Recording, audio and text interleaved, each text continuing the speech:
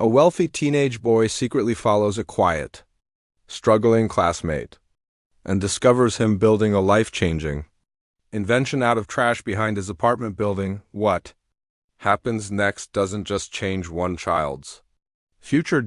It changes two. Because sometimes the greatest act of kindness doesn't come from giving money, it comes from giving dignity. And this is the story of a rich boy who chose to step down instead of look down. At Westbridge Academy, Ethan Caldwell was a name that carried weight. His shoes were always polished, his uniform always perfectly pressed. And every afternoon at exactly 3:15, a black town car waited at the front gate. Students noticed, teachers expected excellence. Parents whispered about the Caldwell family, investors, philanthropists, the kind of wealth that made headlines. From the outside, Ethan's life looked flawless.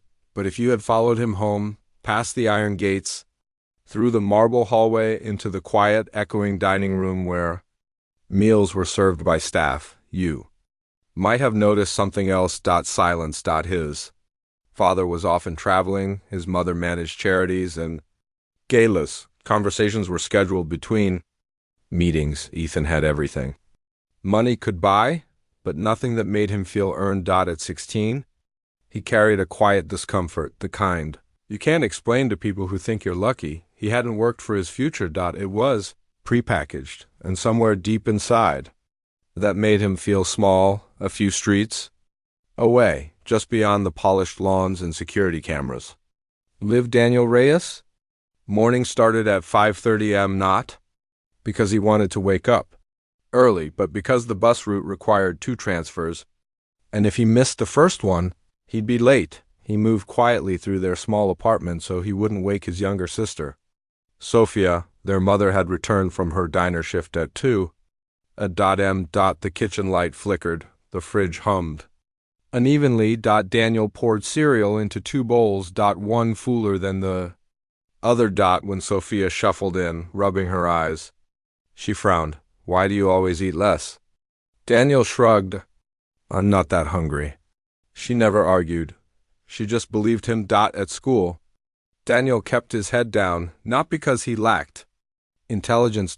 Because he lacked margin for error. His backpack had a broken zipper held together by a safety pin. His sneakers were worn at the solace. He avoided group projects that required supplies. But if you looked closely, if you really looked, you would have seen something extraordinary. Curiosity. Daniel saw the world like a puzzle. He collected broken electronics from dumpsters. Old wires, cracked plastic containers, discarded filters. In the evenings, while his mother slept before her next shift, Daniel built. Tiny motors, improvised circuits, prototype ideas scribbled in the margins of used notebooks. His dream?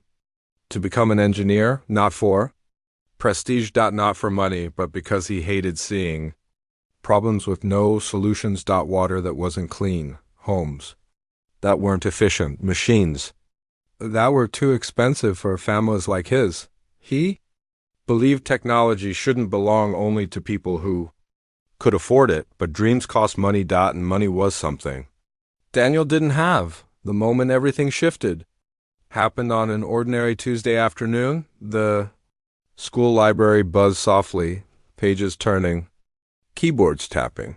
The low hum of air conditioning. Daniel stood in front of a bright poster pinned to the bulletin board.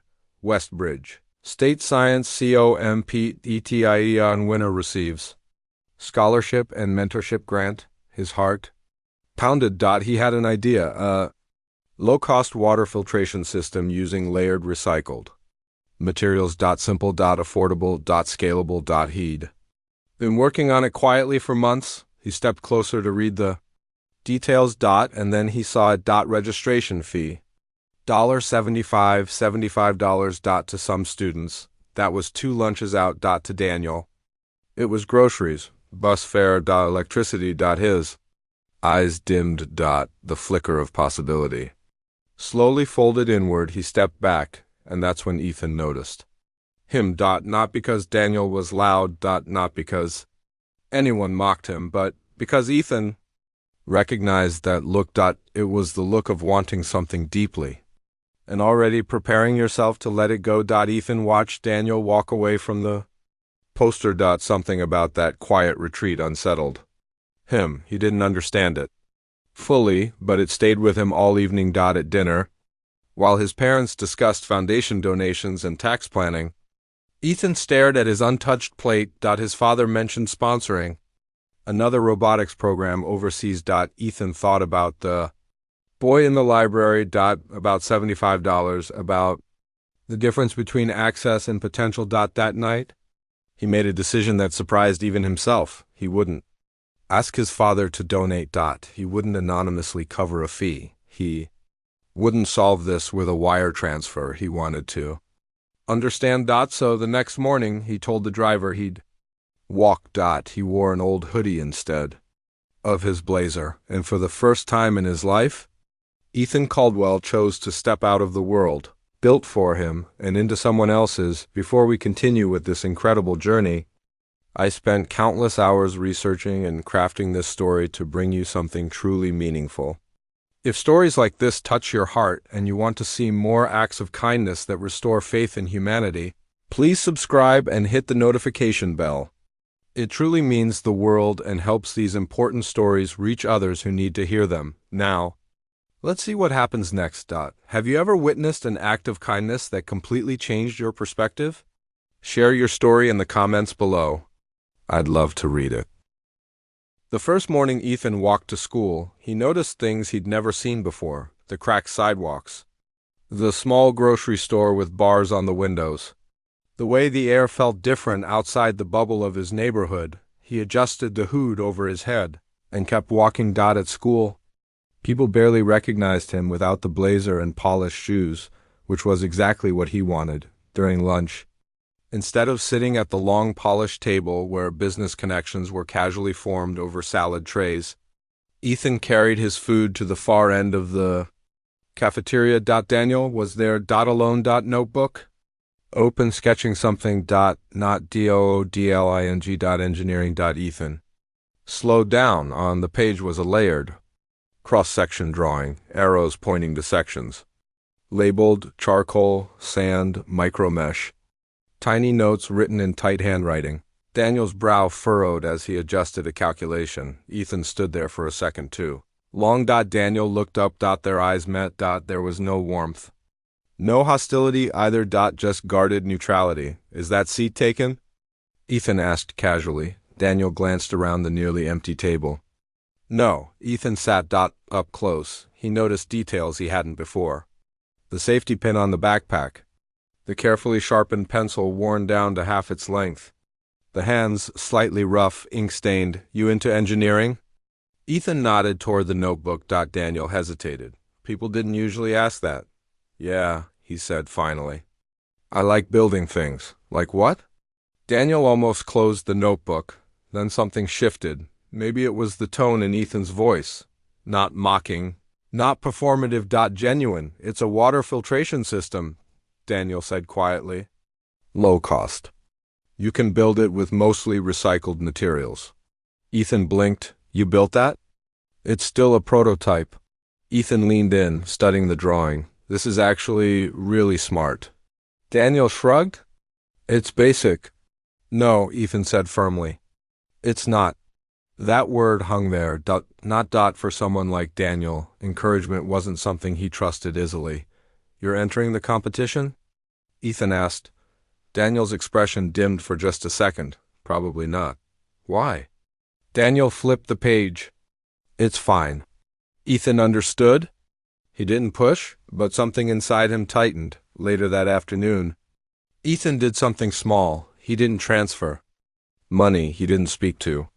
Administrators. He walked past Daniel's bus, stopped and followed him. Not in a creepy way, but with quiet curiosity. Daniel got off 2 stops later near a worn-down apartment complex. Ethan kept his distance. He watched Daniel disappear around the side of the building. A few minutes later, Ethan rounded the corner. What he saw stopped him, behind the complex. Near a row of dumpsters, Daniel had set up what looked like a small Workshop. A plastic table, scavenged parts, bottles, cut open and layered with sand and charcoal, water, dripping slowly through the system. Into a clean container below. Daniel adjusted something carefully. Testing flow speed. Focus. Precise. There was no audience. No recognition. Just quiet dedication. Ethan stepped forward.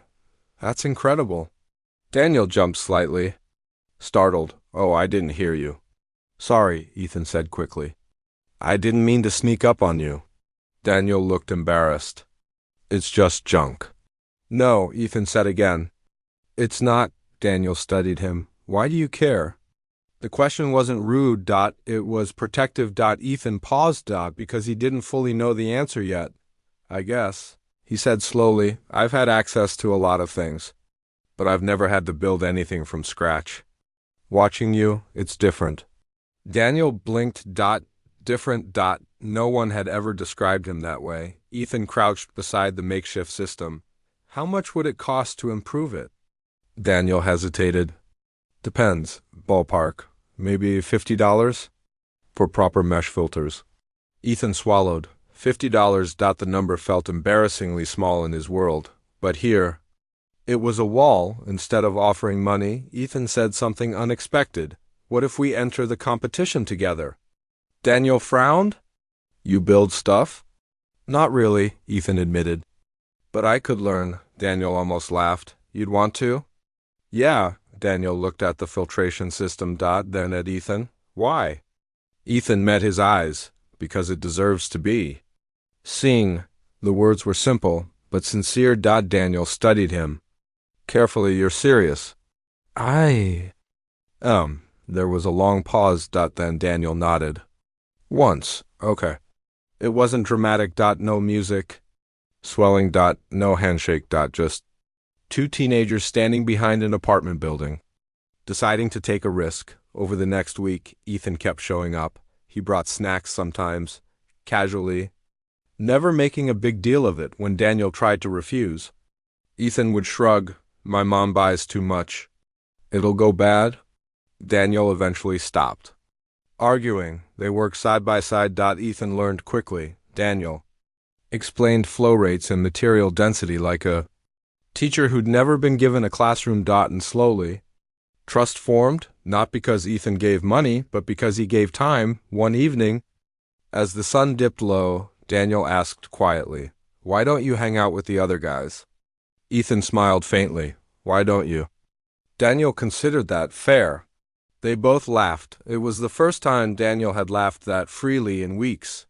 And in that moment, something shifted. Not just a partnership, a friendship. What would you do if you discovered someone with incredible talent living in such difficult circumstances?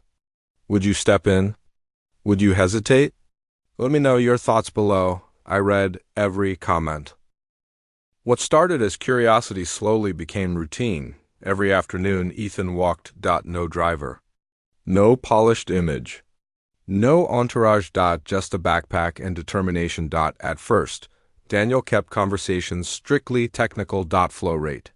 Filtration speed.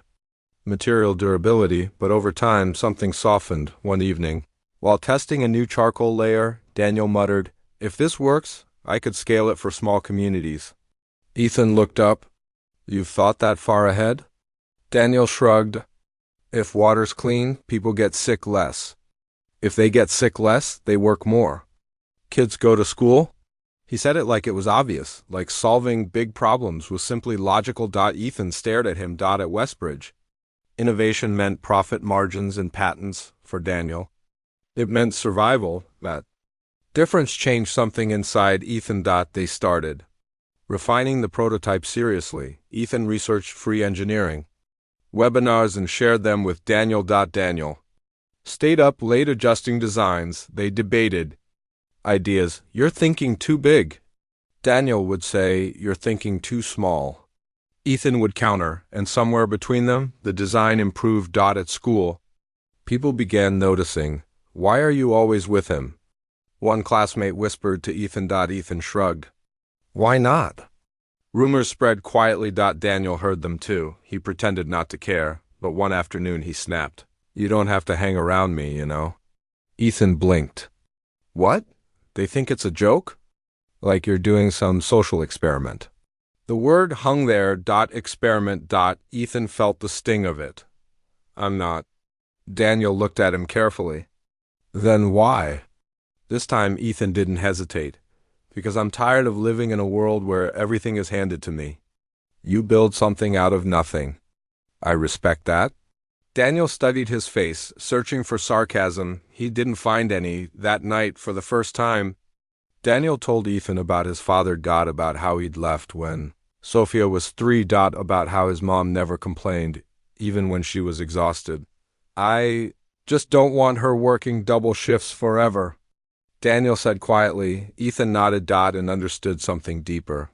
This wasn't about a competition, it was about escape. 2 weeks before the competition, reality hit. The registration deadline was approaching. Daniel hadn't signed up. Ethan noticed. You're running out of time. Daniel didn't look up. It's fine. It's not fine. Daniel's jaw tightened. I told you. You never told me? Anything.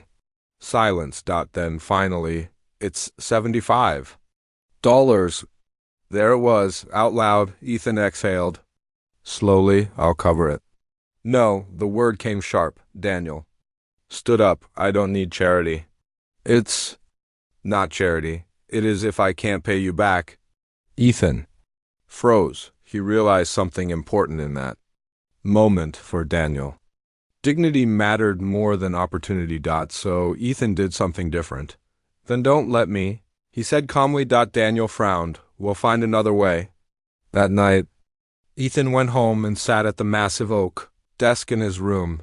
He could have asked his father. It would have taken 30 seconds, but that would defeat the purpose. Instead, he researched school policies, fee waivers. Installment plans, scholarship funds. The next morning, he requested a private meeting with Ms. Turner, the science coordinator. I have a hypothetical question, Ethan said carefully. Ms. Turner smiled. Go on. If a student had an exceptional project but couldn't afford the registration fee, are there options? Ms. Turner paused. There are hardship waivers, she admitted. But students have to apply. What if they're too proud to? She studied him closely. This isn't hypothetical, is it? Ethan hesitated. No. Ms. Turner leaned back. You care about this student. Yes. Why? Ethan answered honestly. Because he's brilliant. And you shouldn't lose because of $75. There was a long pause. Then she nodded slowly. Bring him to me. Tomorrow. But obstacles weren't finished when Daniel's mother received the waiver paperwork. She panicked. We don't take handouts, she said firmly. Daniel tried explaining. It's not a handout. Mom, it's a school program. She looked exhausted. I don't want you depending on people. Daniel's voice cracked slightly. I'm not depending. I'm competing. That night was tense. Ethan waited anxiously for a text. Finally, Daniel. She signed it. Ethan exhaled deeply, but then another problem surfaced. One of Ethan's friends saw him near Daniel's apartment building. By the next day, whispers turned into confrontation. So this is what you're doing now? One boy sneered. Playing savior? Ethan felt anger rise. I'm not saving anyone. Sure looks like it. For a split second, doubt crept in. Was this how it looked? Was he unconsciously doing this to feel better about himself? That thought shook him that evening. Ethan didn't show up. Daniel waited by the plastic table. Sun setting, water dripping slowly. Through the filter, he packed up alone. The next day at school, Daniel kept his distance, and for the first time since they'd started, the silence felt heavy. Finally, Ethan approached him after class. I almost stopped coming, Ethan admitted quietly. Daniel didn't look up. Why? Because someone said I was doing this to feel important. Daniel met his eyes. Are you? Ethan thought carefully. No. Then why didn't you come yesterday? Because I didn't want you to think that. Daniel studied him, then said something simple. If you were doing it for attention, you wouldn't be here. That broke the tension. And rebuilt it stronger. They worked harder. After that, not just to win, but to prove something. To themselves. To the whispers. Too. every invisible barrier that tried to tell them where they belonged. The prototype improved. The flow rate stabilized. The water clarity became undeniable. And as the competition approached, Daniel stood a little straighter, spoke a little louder, believed a little more, but neither of them knew yet that the biggest moment was still ahead. The week of the competition felt different. Heavier. Like the air itself knew something important was coming. Daniel barely slept. He kept replaying worst-case scenarios in his mind. What if it malfunctioned? What if someone laughed? What if they asked a question he couldn't answer? Meanwhile, Ethan watched something incredible happen. Daniel wasn't just refining a machine anymore. He was refining himself. His posture changed. His voice steadied. His eyes no longer darted away when teachers addressed him. But the night before the competition, disaster almost struck. Daniel texted Ethan at 10:47 p.m. Daniel, it's not working. Ethan grabbed his hoodie and ran. When he reached the apartment building, Daniel was sitting beside the table, head in his hands. The filtration speed had slowed dramatically. Something inside the layered system was clogging. We tested this, Daniel muttered. It was fine. Ethan crouched beside him. Okay, breathe. Let's think. They carefully disassembled the system. Sand everywhere, charcoal staining their hands black. Daniel's movements grew frantic. It's over, he whispered. I knew this was stupid. Ethan grabbed his wrist gently. Hey, look at me. Daniel did. You built this from scraps. You think a clog is going to stop you? Silence. Then Daniel let out a shaky breath. They found the problem, moisture imbalance, in one of the charcoal layers. It had compacted under pressure. They rebuilt it. Slower, smarter. At 1:23 a.m., clear water dripped steadily into the container. Daniel stared at it. Relief washed over his face like sunlight after a storm. You didn't have to come, he said quietly. Yes, I did, Ethan replied, and for the first time, Daniel understood something profound. He wasn't alone anymore. The gymnasium buzzed with energy, tables lined up in rows. Poster boards, robotics displays, chemistry experiments. Parents hovered proudly. Teachers circulated. Daniel stood beside his project in a borrowed, button-down shirt that hung slightly loose at the shoulders. His hands trembled. Ethan noticed. Hey, he said softly. You know this better than anyone in this room. Daniel swallowed. What if they think it's too simple? Then they don't understand impact. The judges approached, 3 of them. One leaned forward, examining the layered design. Walk us through it. Daniel inhaled. And began. At first, his voice wavered, but then something shifted. As he explained. Filtration physics, as he described accessibility in low-income communities. As he outlined scalability, confidence replaced fear. The gymnasium noise faded. This wasn't about poverty. It wasn't about charity. It was about innovation. One judge, an older engineer with silver hair, listened intently. Why water? She asked. Daniel didn't hesitate. Because clean water shouldn't be a luxury. The words landed. Simple. Powerful. Unapologetic. The judges exchanged glances. They moved on. Daniel exhaled. Ethan grinned. You crushed it. Daniel let out a small laugh. For the first time that day, he believed it. Hours passed. Winners were called. 3rd place, 2nd place. Daniel's name wasn't mentioned. His shoulders lowered slightly. Ethan felt it too. Then, additionally, the principal announced, we have a special mentorship scholarship awarded by one of our judges for a project demonstrating exceptional real-world impact. Daniel froze. The recipient is Daniel Reyes. Silence. Then applause. Daniel didn't move at first. Ethan nudged him gently. That's you. Daniel walked forward slowly, almost disoriented. The silver-haired judge shook his hand. I don't just see a project, she said quietly. I see a future engineer. Daniel's eyes glistened. It wasn't first place. It was something bigger. A mentorship.